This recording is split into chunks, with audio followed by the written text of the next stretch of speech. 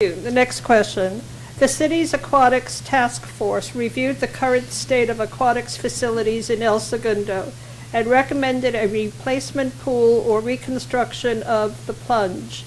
They also looked at upgrades to the smaller community pools.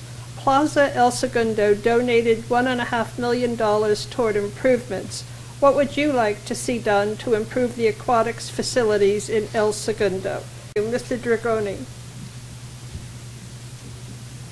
Health is a federal and big problem, and we're getting a lot of support. There's money out there, federal grants that we could obtain to help subsidize some of the cost. I definitely agree that we're in a desperate need of a better pool.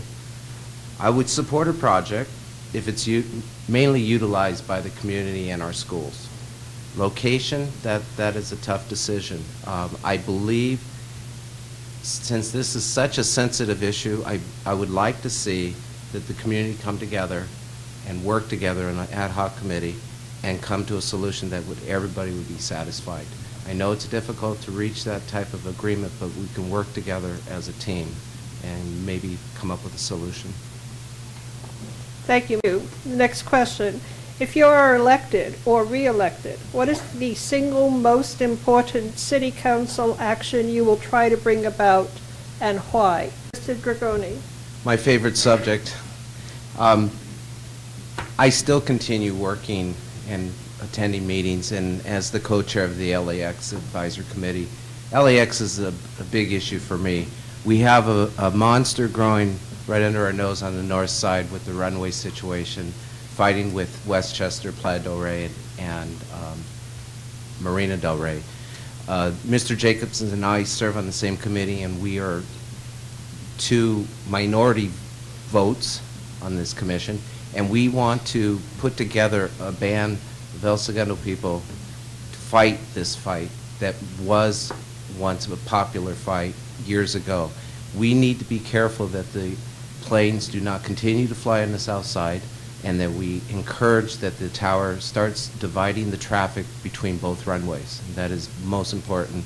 And I think, as all the people I've knocked on the doors, you know that is my #1 priority, and I think I've mentioned that every time I've shook your hand and knocked at your door. Thank you. Thank you, Mr. The next question. Recognizing that the business community generates the majority of city revenue, what strategies would you support to retain and encourage business development? Mr. Dragone. The tax base is very important to the city, and the first part would be making sure that the chamber continues to support the businesses, which they've done a fantastic job already.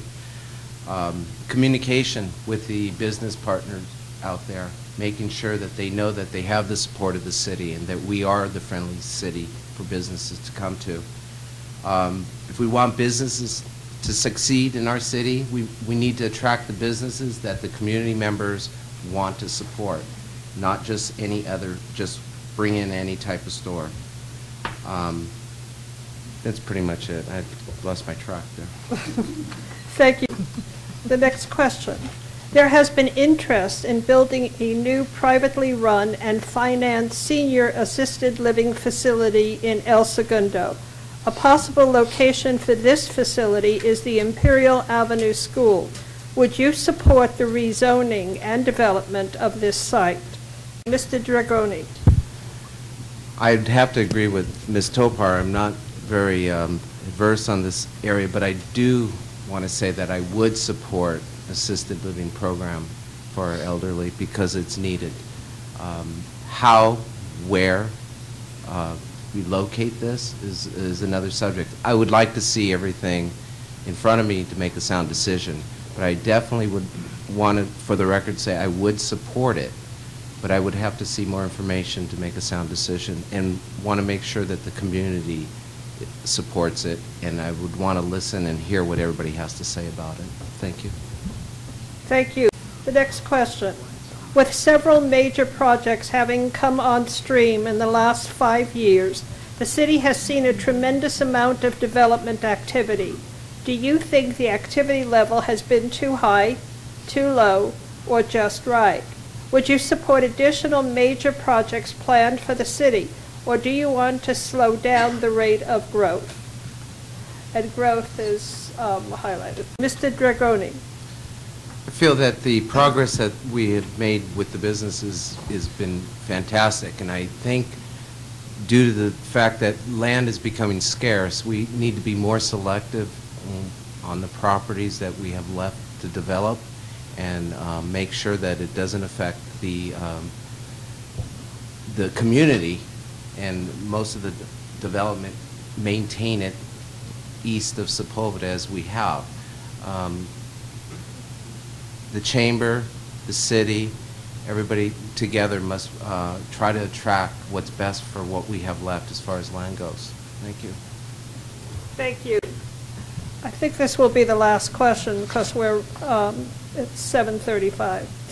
How would you revitalize the Smoky Hollow area, the area between Grand and El Segundo Boulevard? And would you support mixed-use residential and commercial development? And first one will be Mr. Dragone.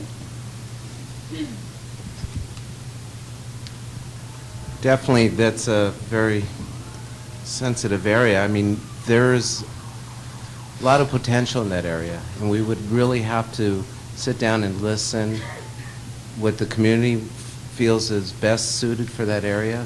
We have to also see what's going to generate the best tax base for our city coffers. I would be supportive in a mixed use, but then again, we also have to worry about the density that it could bring to our city.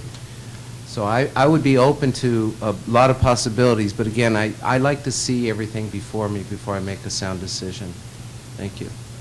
Thank you. And that would be the end of the questions. Each candidate now will have 2 minutes for a closing statement. We're starting in reverse order. Mr. Dragone. I too would like to thank the League of Women Voters, the Chamber, and most of all, each and every one of you.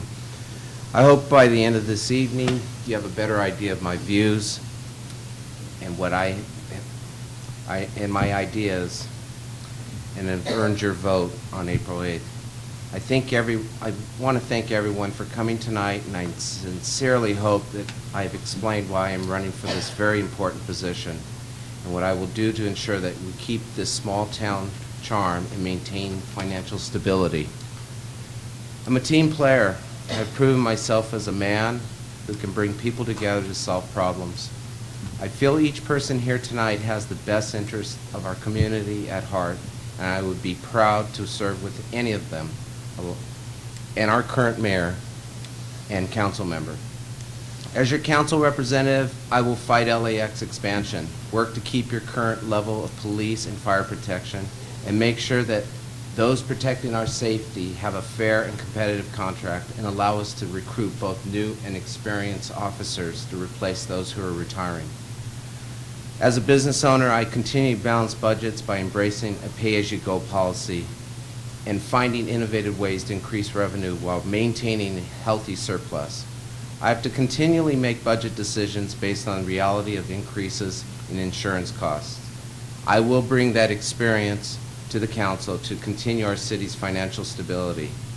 I will work with my council colleagues to make Edison accountable for their poor service and demand restitution, and lend city support and aid them for applying for reimbursement for their damages. The only way to get to Edison is to address our concern and by punishing them financially. I hope to have earned your support tonight, as I truly feel I am the candidate who will listen to your concerns and turn those concerns into policies and will benefit our community. I ask for your vote on April 8th. Thank you. Thank you.